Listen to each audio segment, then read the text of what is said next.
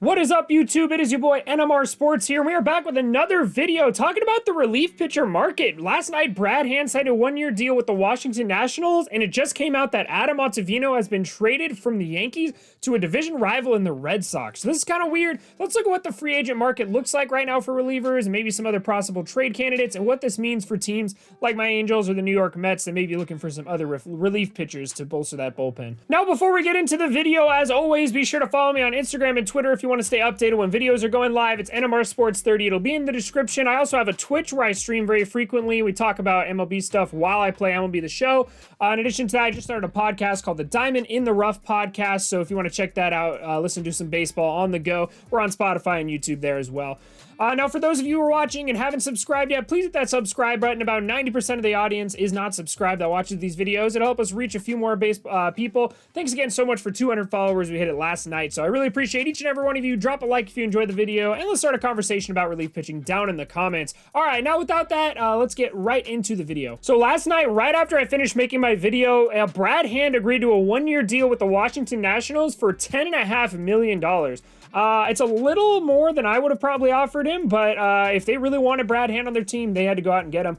It's kind of weird because we did hear all the rumors that said Brad Hand was definitely going to the New York Mets, and then we heard that the Angels and the Dodgers were in on him, maybe the Yankees, all sorts of different teams, and then all of a sudden the Nationals just come out of nowhere and sign him. So good move for the Nationals in my opinion. Let's look a little bit at his stats. So Brad Hand had the best year of his career last year in 2020. Obviously a smaller sample size, but he only pitched in 23 games, which is pretty good based on last year, the 60-game season. He had a 2.05 ERA with an ERA plus over 200 at 226, which is absolutely phenomenal. He had an amazing year. His FIP, his fielding independent pitching, was even better than his ERA at 1.37. So he was just absolutely dominant last year. Now, he has been good in his 10-year career, but nothing close to as good as he was last year. He's got a career ERA of 3.65 and a career ERA plus of 111. So he's been an above average reliever his entire career. He just had an absolutely amazing season last year. It wasn't even close to his previous seasons. Now, he was pretty good in 2019 as well. He had an ERA plus of 145 with an ERA of about 3.3. So it depends on what the Nationals are going to be getting from him. $10.5 million is a little bit high for me, in my opinion. But if he pitches anywhere close to what he did last year, he'd be absolutely amazing. Now, if you look at the advanced data, the advanced metrics on him, he was in the 64th percentile in exit velocity, so people weren't hitting the ball too hard off of him. His expected, all of his expected averages were absolutely amazing. He was very high in walks, though. He did walk a lot of guys, but he also struck out a lot of guys. He's in the 92nd percentile in strikeouts. Now, he doesn't throw very hard. He's only in the 29th percentile fastball velocity, but his spin rate is absolutely phenomenal. So he definitely could have another good year next year. I don't really expect him to be as good as he was in 2020, but if he can be even half as good as he was in 2020, he will be an absolute amazing back-end reliever for the Nationals. He'll probably be in their closer role next year. He seems to be the best reliever in that bullpen. And it's a really good pickup after losing Sean Doolittle. He's probably going to be the best lefty in that bullpen for sure. So I definitely like this move for the Nationals. Hopefully he performs up to the ability that they're going to be paying him for. Speaking of which, let's hop in to talk about this trade about Adam Ottavino. Now, the New York Yankees have traded Adam Ottavino.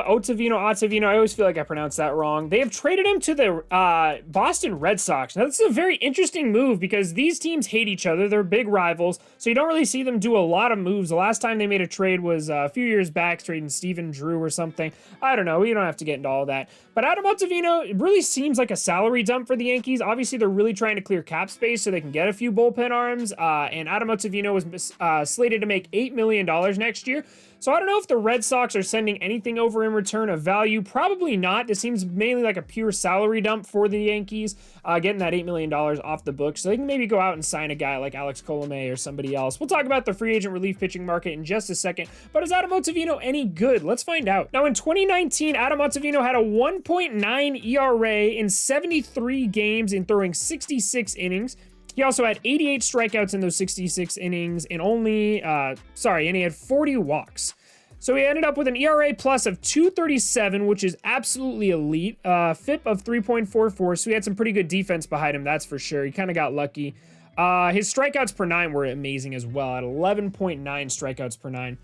Now, his walks per nine definitely needed work. He had a 5.4 walks for nine, so every 9 innings he would pitch, theoretically, he would give up 5 walks. So definitely had a problem with control, but that also led to a lot of strikeouts. Now, if we look at the advanced metrics, he's not really slated to be an elite reliever for long. Last year in 2020, he was 65th percentile in expected WOBA. Expected ERA was slightly above league average. He was pretty good in strikeout percentage at 78th percentile, and he actually did a little bit better with walk percentage at 29th percentile last year. Now, he doesn't throw very hard. His spin rate's not very good. His whiff percentage isn't very good.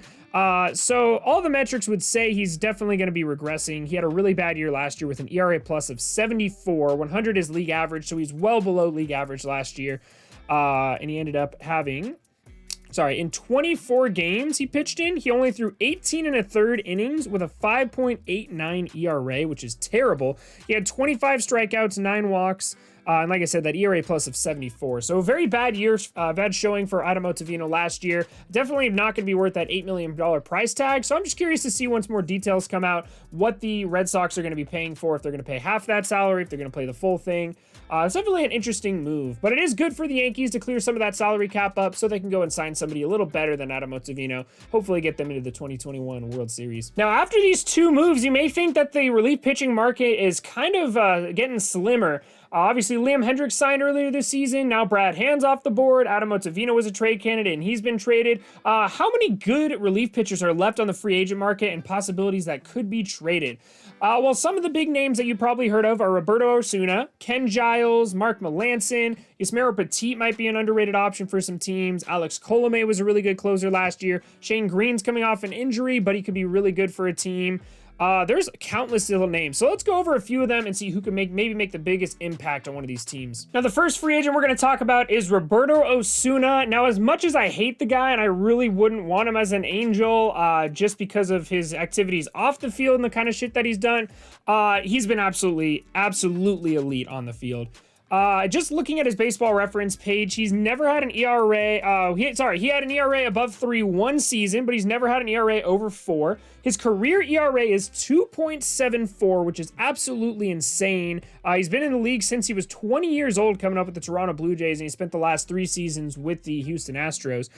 Let's see. His career ERA plus is 159. He's absolutely ridiculous on the mound, with posting a 232 ERA plus in 2020, but he only pitched in 4 games, so you can't really put that much credit to that. In 2019, however, he did pitch in 66 games, and he ended up with an ERA plus of 176, which is 76% better than league average. So Roberto Osuna could really make an impact on some of these teams. He also is absolutely elite in every single category on Baseball Savant with his percentile rankings in 2019. Obviously, there's not enough data to have his 2020 percentile rankings, but all indications would show that if he comes back healthy next year, he's going to be elite for whatever team he ends up with. So not a great guy, but an absolutely phenomenal relief pitcher. Now, next, let's talk about Alex Colomé. Now, Alex Colomé has been really good the last few seasons. Since 2018, he's posted a since 2018, he's posted a 2.5 ERA in 2018, 2.8 ERA in 2019, and then last year in 22 innings pitched, he had a 0.8 ERA. So he's been absolutely elite the last few years, so he'd be a really good addition to any team he ends up on. He has a career ERA of 2.95, so a career ERA under 3 is really good, and a career ERA plus of 140, including a 5.58 ERA plus last year, which is ridiculous. It's definitely not sustainable over a 162 game season, but he was absolutely phenomenal in 2020. In the last 3 years, he has been above league average. Back in 2018, he was exactly at league average.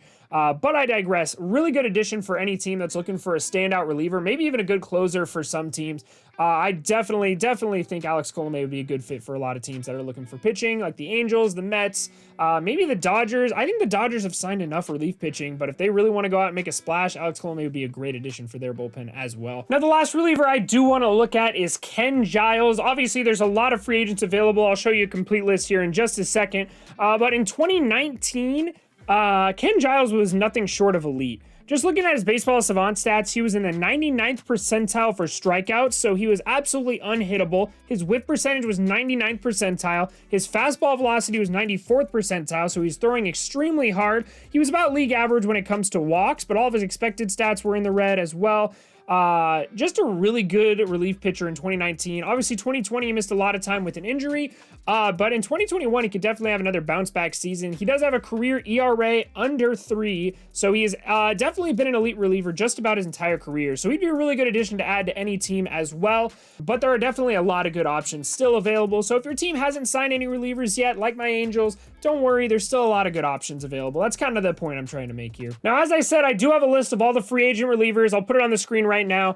Roberto Osuna, like I said, Ken Giles, and what's his name? Alex Colome are some of my favorites from this list. But Mark Melancon had a pretty good year last year. Yasmero Petit, I feel like, is a little underrated. Brandon Workman's had some good years. Shane Green's a really good option. Brandon Kinsler had a good postseason last year. Definitely a lot of good options. Sean Doolittle's been good in the past. Aaron O'Day's been really good in the past. Even Cam Bedrosian had some flashes with the Angels. Jake McGee, Keone Kela. Like I said, a lot of good names on this list, so there are definitely some good options still available, even though your team may have missed out on a guy like Brad Hand. So, like I said, don't worry if your team hasn't signed any relievers yet. There's still a lot of good options available. Let me know who your favorite is from this list that maybe could be a sleeper. Maybe throw it in the Discord with some hot takes. That'll be in the description, of course. So thanks again, everybody, for watching this video. You were the best. Hit that subscribe button. If you want to see more content like this, drop a like on the video, and be sure to leave a comment to get in a fight with some other teams on which reliever is going to go to which team. It's always a good time out there in the comment section. So you made it to the end of this video. Thank you guys so much for watching, and I will see you all in the next one.